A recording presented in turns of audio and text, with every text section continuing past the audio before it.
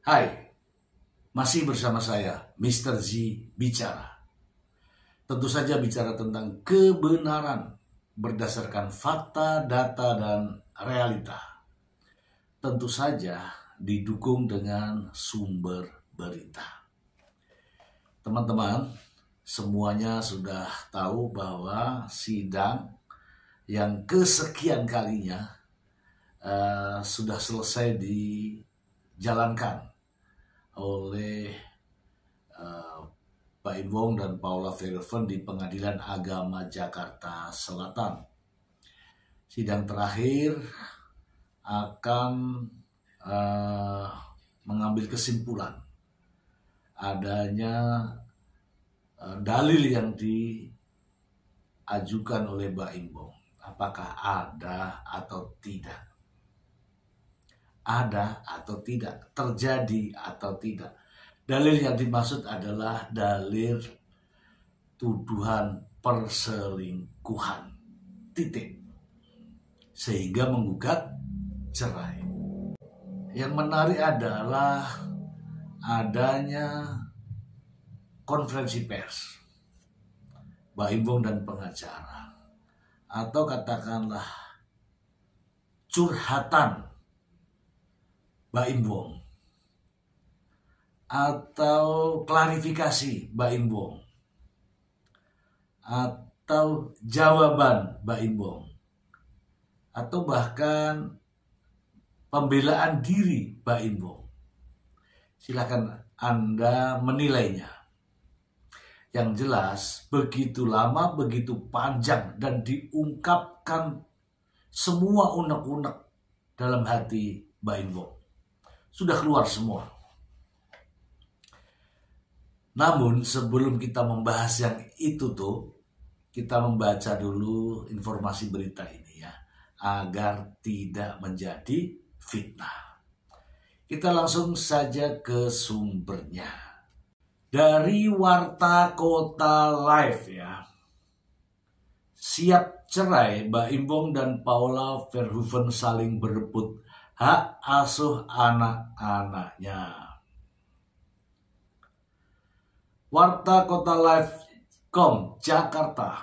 Model Paula Verhoeven tidak hadir di sidang lanjutan perceraiannya yang digelar di Pengadilan Agama Jakarta Selatan Rabu 12 Maret 2025. Saat Paula Verhoeven mangkir, Mbak Imbong datang ke ruang sidang ditemani pengacaranya Fahmi Bahmid.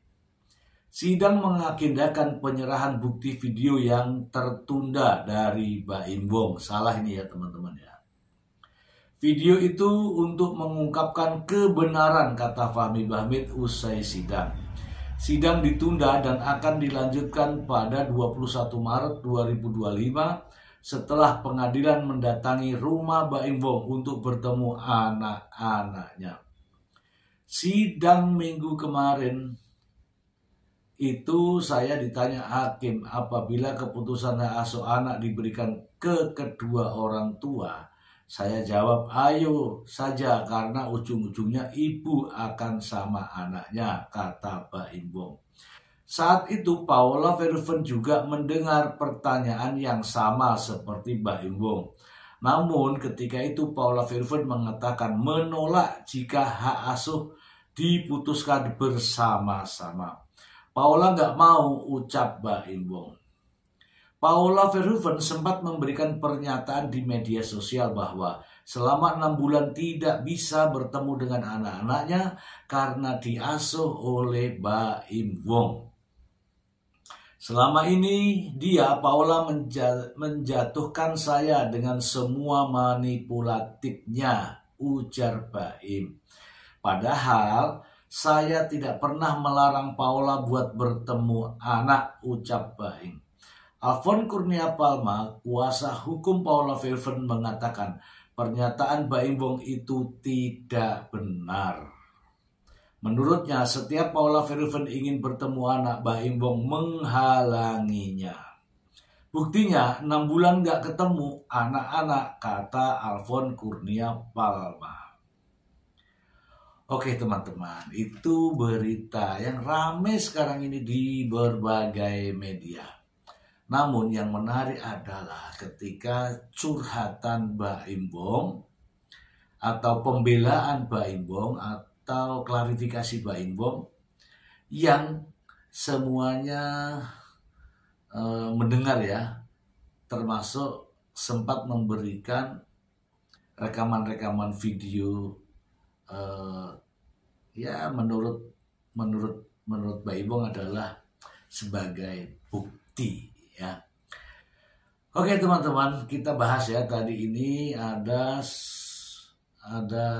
hal yang menceritakan bahwa sidang akan dilanjutkan ke kediaman Mbak Imbong.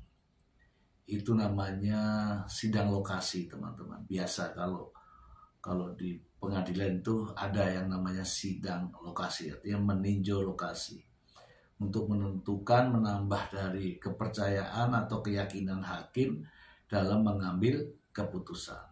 Itu ya.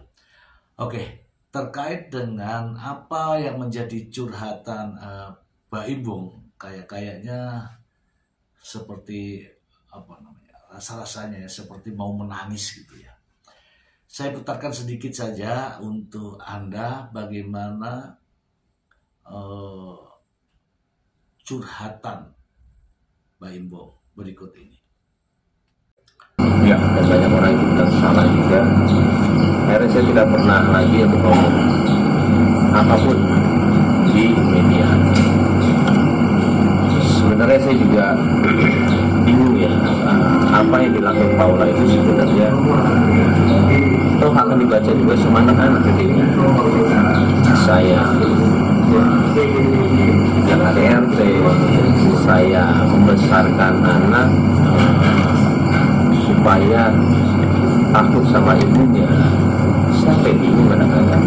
Dan saya nggak apa-apa gitu. Sebenarnya kejadian ini baru ketika Piano itu di YouTube sekarang, dan ada narasi yang keluar tentang kita berdua, dan dia menanyakan sama saya di sini tidak bisa bilang. Saya ngerasa harus, makanya baru sekarang saya berani untuk ngomong di depan kalian, karena ini menyangkut anak. Kalau menyangkut diri saya sendiri nggak apa-apa, tapi kalau menyangkut anak, saya akan bilang saya tidak pernah seperti itu, dan saya akan buktikan. Saya akan kasih sama kalian buktinya.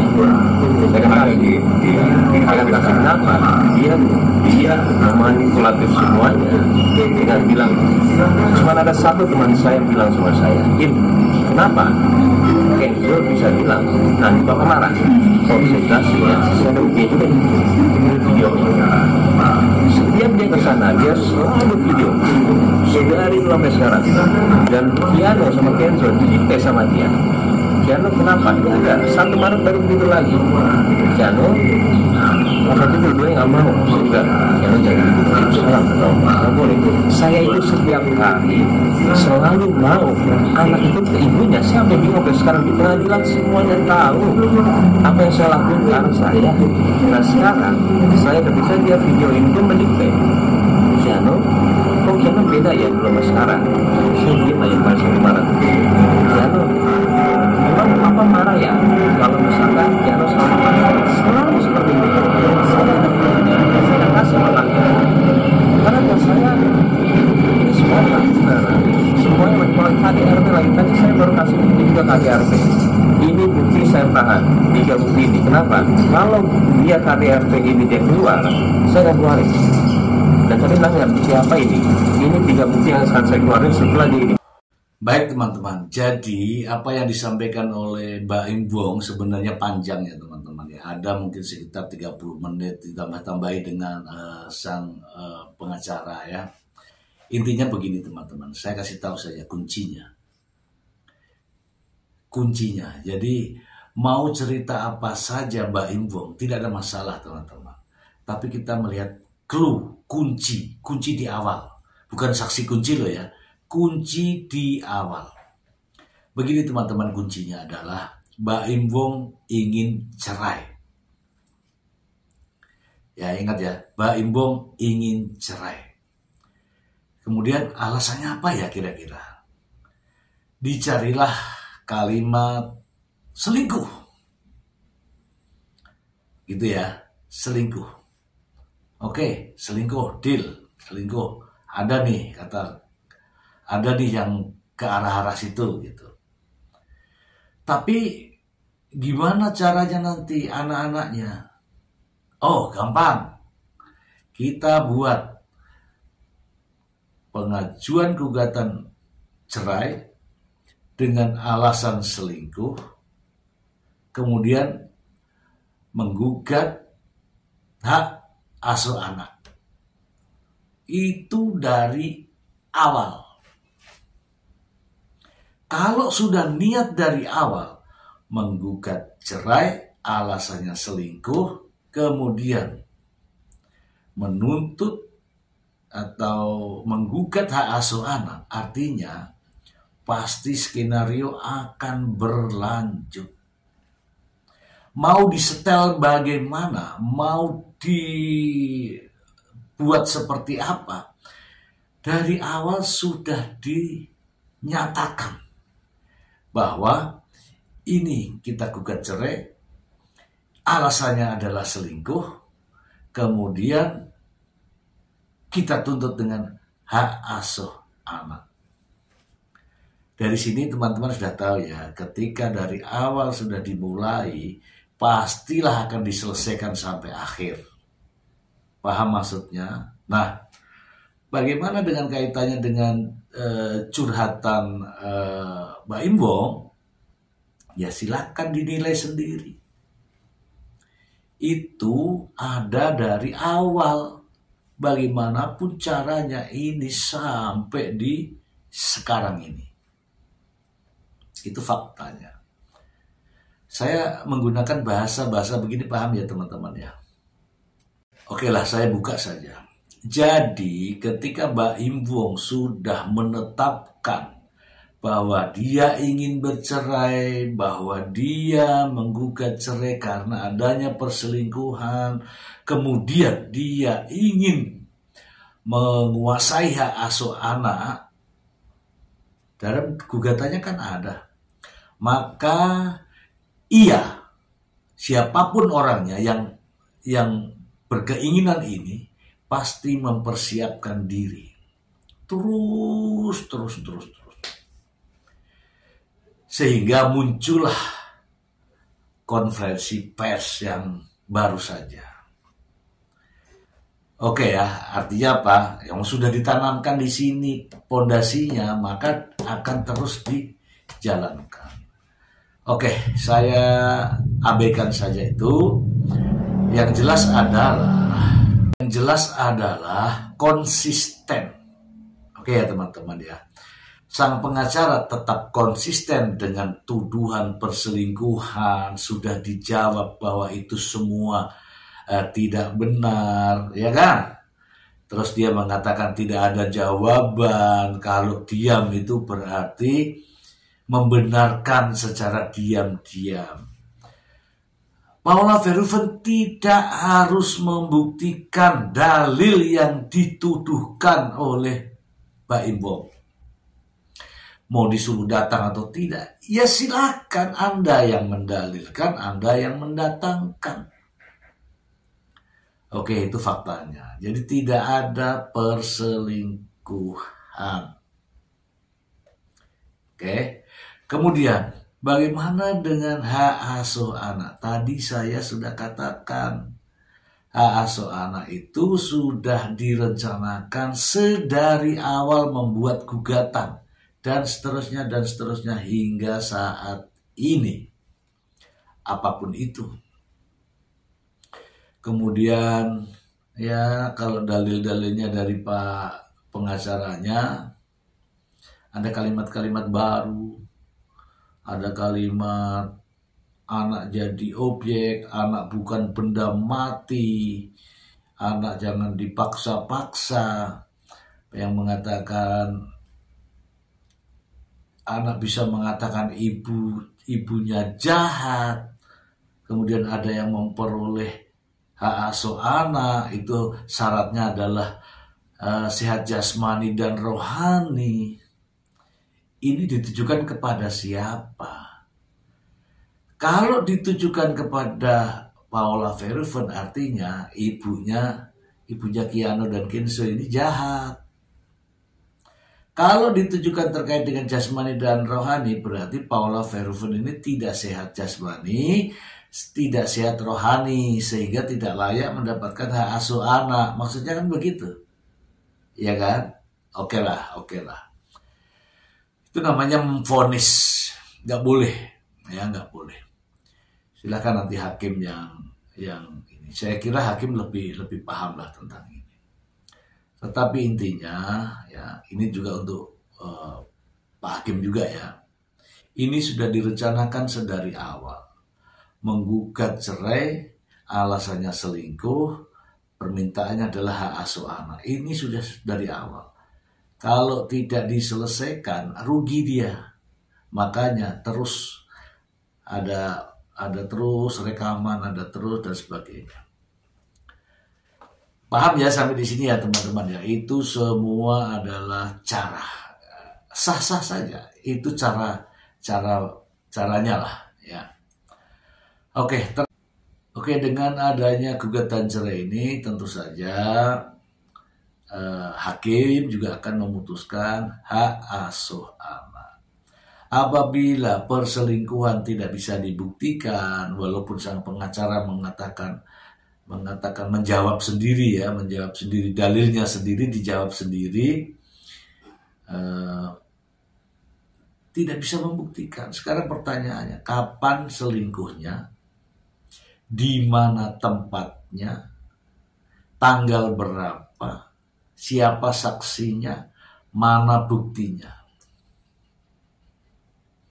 Gak akan ada jawabannya. Sudah ditanyakan sama wartawan terkait perselingkuhan Baim itu kapan Baim? Gak ada jawabannya itu.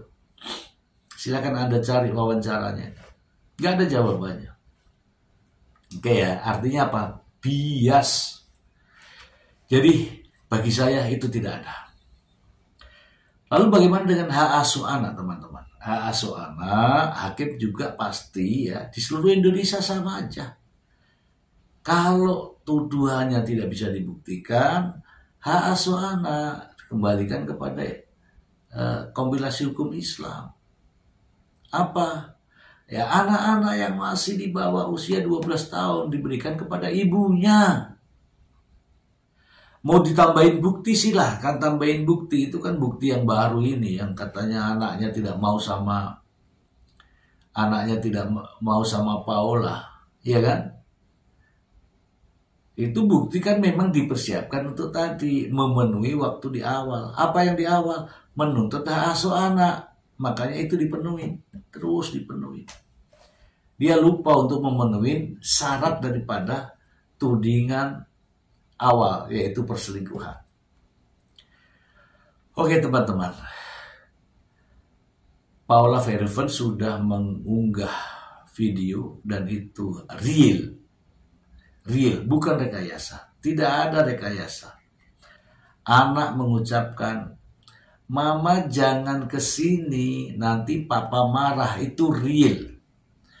Tapi kalau ada video yang ayo kita ke mama yuk, kemudian nangis, itu karena kita tidak tahu. Tapi kalimat ini, "Mama jangan kesini, nanti papa marah, nanti mama dimarahin papa," itu real. Oke ya teman-teman ya. Jadi ketika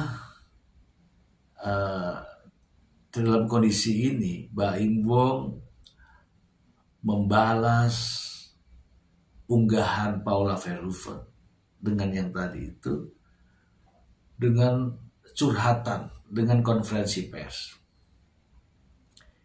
Itu juga sah-sah saja. Tapi intinya adalah setelah unggahan itu barulah ada jawaban ini.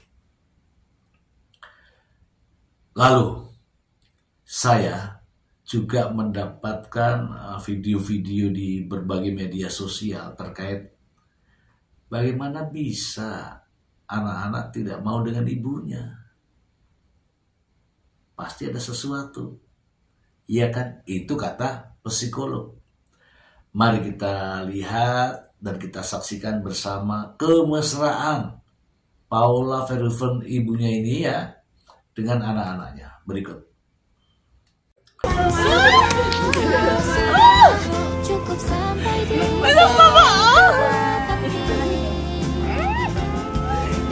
Mama kangen sekali, udah 1 bulan gak bertemu. Si ganteng, Masya Allah. Mama bawain apa?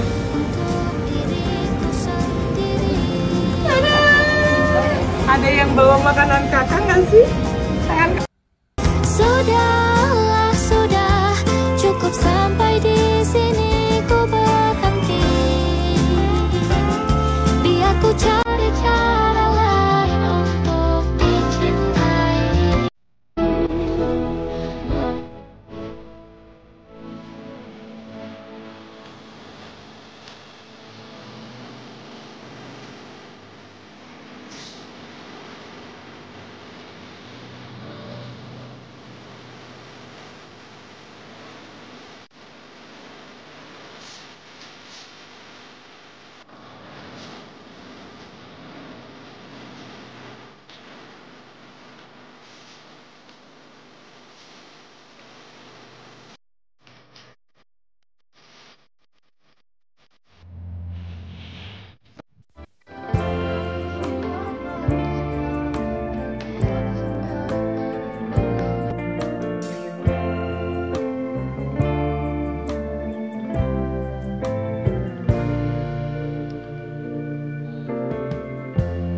Lighten up, take me on your magic river.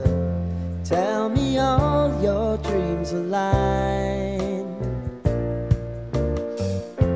Sign me up and tell me about the people that you know who are trying to feel alive.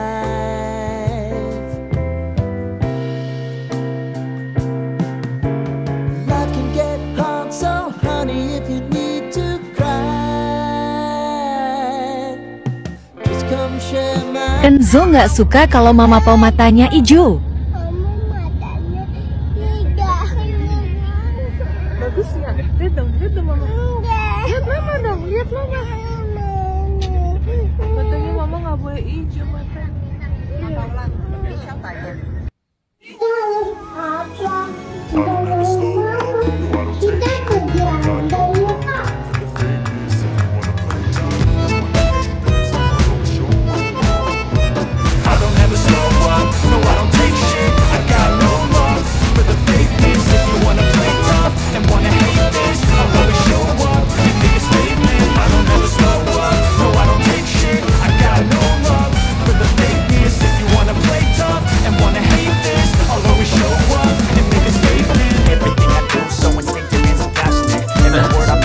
Adakah keraguan bahwa ibunya Paula Verhoeven sayang kepada anak-anaknya?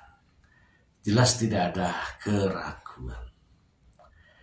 Jadi apa yang diungkapkan oleh sang pengacara itu sah-sah saja. Itu bagian daripada upaya.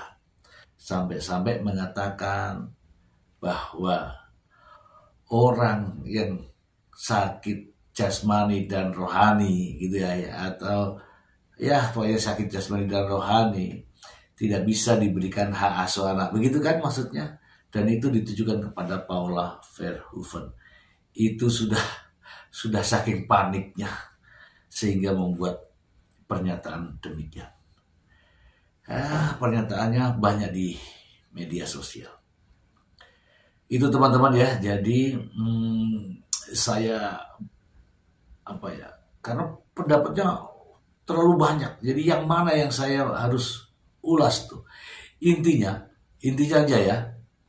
Niat untuk menguasai hak asuh anak ini sudah dari awal.